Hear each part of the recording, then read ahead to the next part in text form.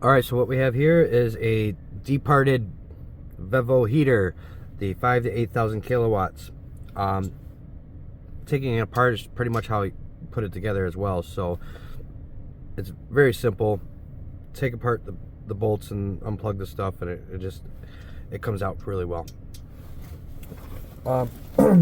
So the reason I'm having to do this is because I thought my combustion chamber or something was waterlogged due to some issues that I had, how I ran it, not necessarily to the company. So the exhaust even got condensation or water in it, rain even the way it was tilted, or it was condensation buildup in the machine because how the exhaust wasn't tilted straight enough. So anything that built up went into the into here. So I thought, obviously by the time I took it apart, it's dried out, but and I didn't see any real indications that water was in it. So maybe it was just in the pipe and that caused it to computer not to read correctly or whatever. The gas chamber is right here, really clean. I mean, I only ran it 5 or 6 times or whatever, maybe more than that, but really clean. They gave me a new gasket with the new plug because I broke the plug when I took it out, and I'm not sure if that was the issue, if it was maybe already broke and cracked, and that's why it wouldn't run correctly. So all I did was pull on this piece here out of the, where's that?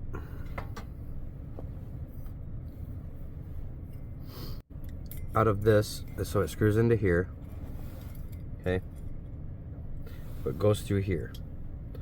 So when I pulled this plug part off just to see what was inside, it broke off. Heat, water, temperature made it do that. I don't really know why. So again, I don't think it's the issue of the company. I think it's the application that I put it in. So throw this away and got a new one. This one goes in through here, like I was just saying. So I'll connect this and I'll show you how we screw it in. They give you a little tool to do it, and we'll put this all together. I don't think I bent it when I took it out, so I don't know why it's not sliding right in. And I didn't do anything that goofy. Oh, it goes right there. Okay.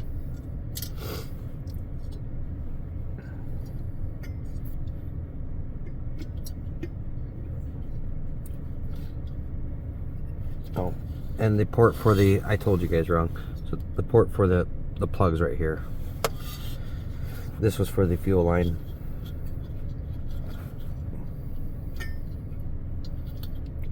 So now we just want to snap in all the stuff that took apart.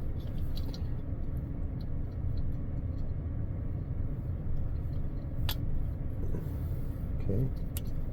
This pushes down to pretty much flush, like so.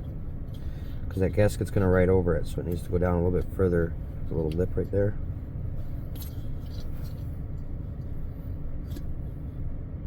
Okay. And what will help that seal all the way is when I pull this down. Alright, so the bolts that go into this part here for your combustion chamber are your short Allen head bolts. Okay.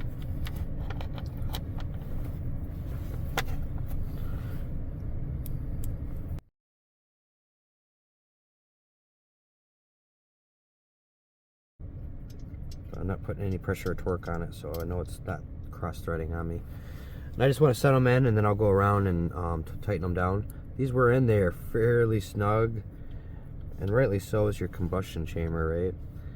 But this is a aluminum housing, so be mindful of how tight you go, because you will crack that housing before you know it. No good.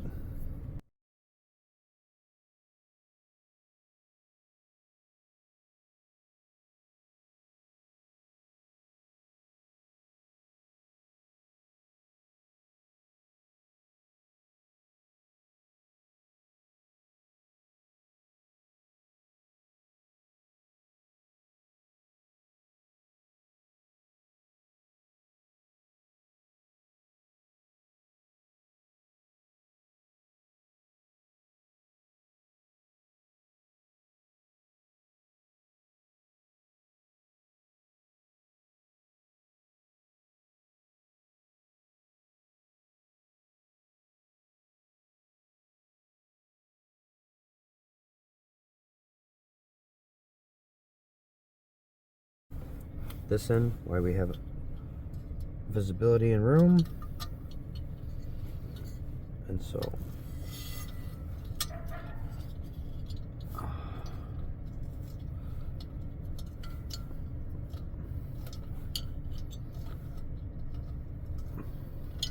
I give you this tool right here. This is where your wire slides in a little bit, so you can slide this in here and change out the glow plug.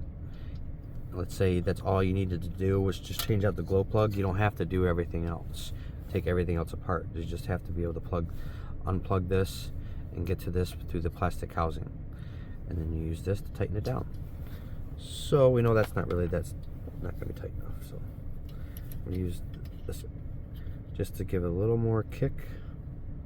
Okay, again, you don't want to over tighten that either. So this will slide down into here. This is your rubber boot for the glow plug. This is where all I did was pull this off and that glow plug broke due to the brittleness and the temperatures and stuff. I don't know, but while I have everything else out of my way, I might as well just go ahead and put this in now. Okay, now we're back down with the gasket. The old gasket had to come off due to pulling this out. Otherwise I wouldn't have had to replace it, honestly, because it was still, still good. But yeah, I can feel that pushing down onto this. I want this rubber seal here to kind of be set in a little bit more. I know the top part of the housing is going to do it, but I don't want it breaking or deforming the gasket. There you go. That's better. This is the first time I've ever done this, so I mean, I'm not a professional here, but I just know I've torn enough different things apart and how they're supposed to be on those things, and be fairly similar here. Alright, so we have the gasket on. And then you're going to put your intake, air intake is what this is. Okay, so this is your air intake. Your air comes in, pushes around inside your chamber here, which takes the air and the gas mixture and makes the combustion. This doesn't need to come off. I originally thought it did, so I tried messing around with that for a minute and I stopped. Because when I pulled this part off, I thought this was going to stay attached, because I've never seen it done before. So, but you don't.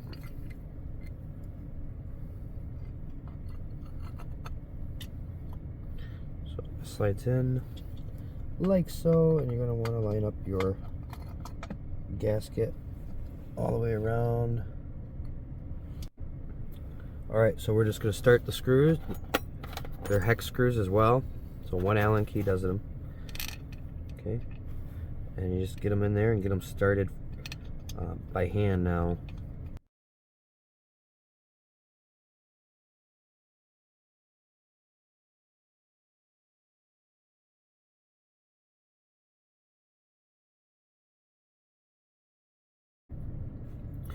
Alright, so just a quarter pass snug is what we're going for. And if you don't know, the reason that I do, and most other people go around and just kind of snug it up all the way around as much without over tightening it or tightening it too much, is so you don't come up one side and pinch it really tight and cause the other side to be bound up when you bring it down. That'll crack an ear. Same thing on transmissions and stuff. You have to have them all flush and good before you do that, because you will break ears and sides off fairly dramatically too, because you'll be really really frustrated when you do it. It's right here. Okay, goes on here like so. All right,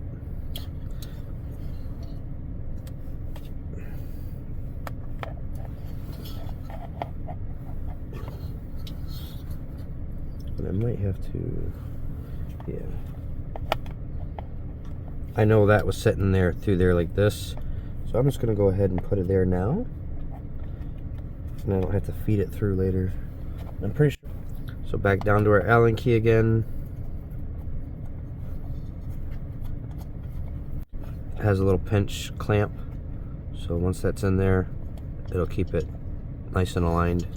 And that also tells you the facing of this if you take it apart. Not real tight, just hold it in place, right? So you crack that plastic. So now we have the electric part on. And this goes through the plastic housing. Your floor plug goes there. Like so. Because there's a little, that lip there.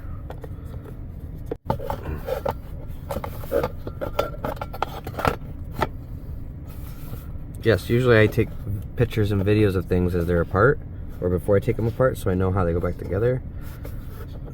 And I didn't on this one. I'm like, oh, it's simple enough. Okay.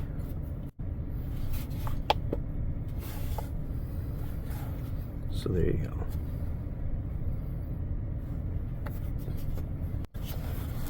We can go ahead and just set this in place.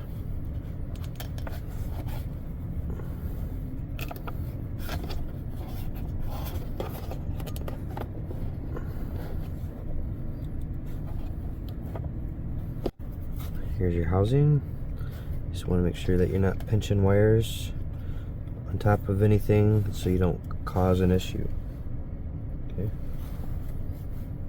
Those are going to push down right there.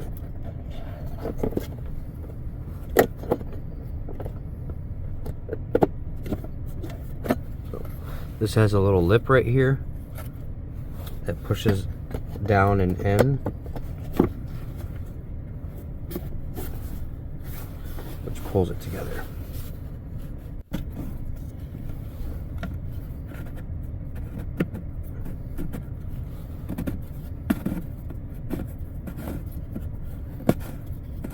Make sure you don't cross thread the plastic, because that'll be a mess. Alright, so that cap more or less acts as a securing to pull it together. It works. Well, that part. Okay, you got your hoses available to do this. You got your exhaust that comes out. Nothing else will happen in this location. But you can see where the bolt marks already were. So that is where we're going to place it. Just go back on exactly how I had it. Okay, like so. To the forward position. Whatever position you want to call it. Got these bolts on, nothing to it, just tighten them down. And the size, I can save you 10 seconds, 10 millimeter.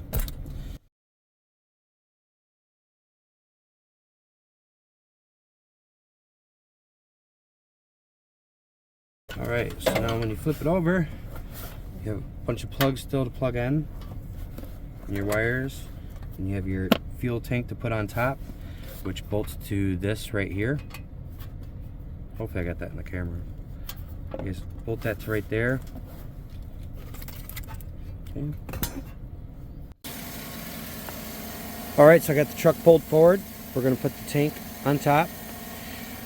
Just keep a note that this plastic plate, or plastic, it is metal. Metal plate here is part of your stability. Yeah, whatever. So your wires go through it like so. Okay. We'll pull it together. I'll try to set this up so you guys can see. It may be loud due to the truck, but if it is, I'll mute it.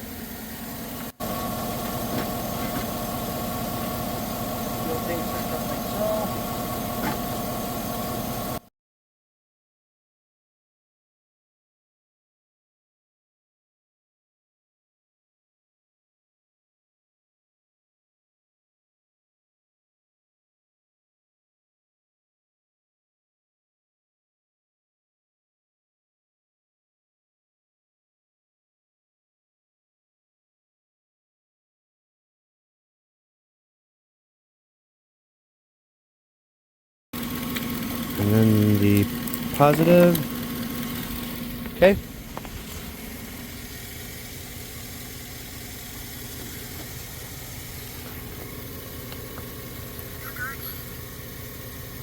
Alright, so while we're waiting for that, also they put on top of the label, it takes 3 to 5 minutes for it to normally heat up and start working. So be patient, it says. And do not immediately disconnect power after it is shut down. From what I've heard, the reason for that is so it can continue to run its cycle to let the heat, the fan cool down the motor without it just stopping. You hear the pump kicking on.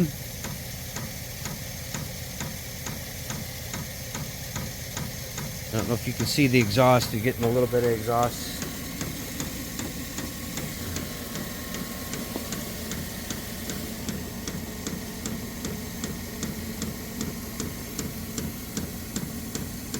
I can feel it. It's hard to show. It's faint. See it there a little bit now.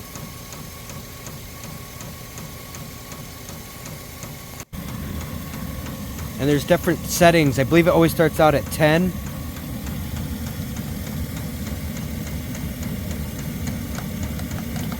You could change the heat temp that you want it to go to. I don't know how that really matters because it doesn't really kick off no matter what temperature it gets at.